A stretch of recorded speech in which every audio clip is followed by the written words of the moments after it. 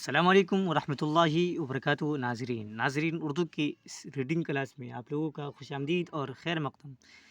ناظرین آج ہم پڑھیں گے جنگ کا سلسلہ اس کے بارے میں. اس سے پہلے کہ جو نیو ویورز اس چینل پہ آئیں ضرور اس چینل کو سبسکرائب کریں تاکہ آنے والی ویڈیو کا نوٹیفیکیشن آپ تک آسانی کے ساتھ پہنچ سکے. چلیے شروع کرتے ہیں. بسم اللہ الرحمن الرحیم. جنگ کا سلسلہ. مسلمان جب مکہ معظمہ سے مدینہ طیبہ چلے آئے تو کافروں کی خوب بن آئی. ان کے تمام گھروں اور جائیدادوں پر اپنا قبضہ کر لیا اور ان کی عورتوں اور بچوں پر پہرا بٹھا دیا کہ یہ مدینہ طیبہ جا نہ سکے.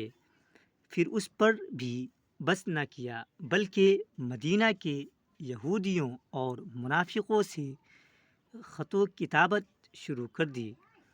ان کو دھمکی دی کہ تم نے ہمارے دشمنوں کو اپنے شہر میں پناہ دی، بہتر یہی ہے کہ تم ان کو اپنے شہر سے نکال دو ورنہ تمہارے حق میں اچھا نہ ہوگا.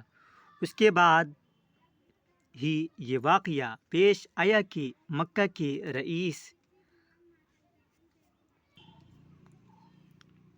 قرظ بن جابر فہری نے مدینہ طیبہ میں مسلمانوں کی چراگاہ پر حملہ کیا اور آپ کے 100 اونٹ لے بھاگا. مسلمانوں نے اس کا پیچھا کیا لیکن وہ بچ کر نکل چکا تھا. حضور صلی اللہ علیہ وسلم نے مسلمانوں کو اجازت فرما دی تھی کہ وہ اپنی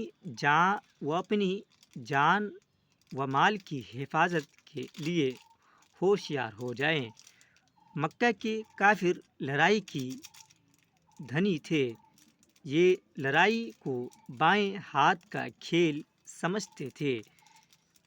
شر اور فساد ان کی گھٹی میں پڑا تھا اور اب تو ان کا ظلم اس درجہ بڑھ گیا تھا کہ مسلمانوں کو ترکی بے ترکی جواب دینے کے سوا کوئی چارہ نہ تھا.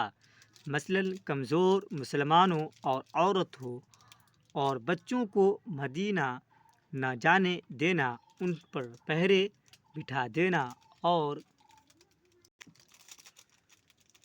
ان مسلمانوں کو جو یہاں سے ہجرت کر گئے تھے مکہ نہ آنے دینا.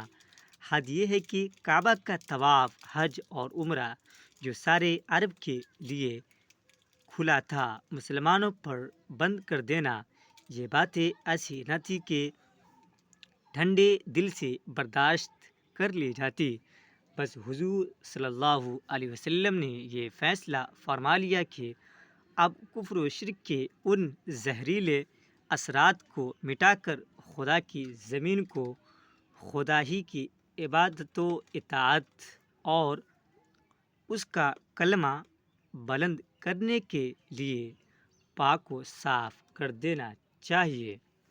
چنانچہ آپ صلی اللہ علیہ وسلم نے اللہ کے حکم سے جہاد کا صاف حکم دے دیا. اسلامی فوج کا پہلا قدم. ہجرت کے 7ویں مہینہ رمضان المبارک میں حضور صلی اللہ علیہ وسلم نے حضرت حمزہ رضی اللہ عنہ کو ایک چھوٹی سی فوج پر امیر بنا کر ابو جہل کے مقابلہ کے لیے روانہ فرمایا. اس فوج میں کل 32 آدمی تھے اور کفار 300 کے قریب تھے. دونوں لشکر مقابلے پر آئے مگر لڑائی نہیں ہوئی. لوگوں نے بیچ بچاؤ کر کے جنگ کو روک دیا. ایک مہینہ کے بعد شوال کے مہینہ میں آپ نے دوسری فوج حضرت ابو عبیدہ رضی اللہ بن حارث کے ماتحت ابو سفیان کے مقابلہ کے لیے روانہ فرمائی۔ اس فوج میں کل 60 آدمی تھے۔ لڑائی شروع ہوئی، مسلمانوں نے کافروں پر خوب تیر و پتھر برسائے۔ اللہ تعالیٰ نے اپنے فضل و کرم سے مسلمانوں کو نمایاں فتح عطا فرمائی۔ کفار شکست کھا کر بھاگ کھڑے ہوئے۔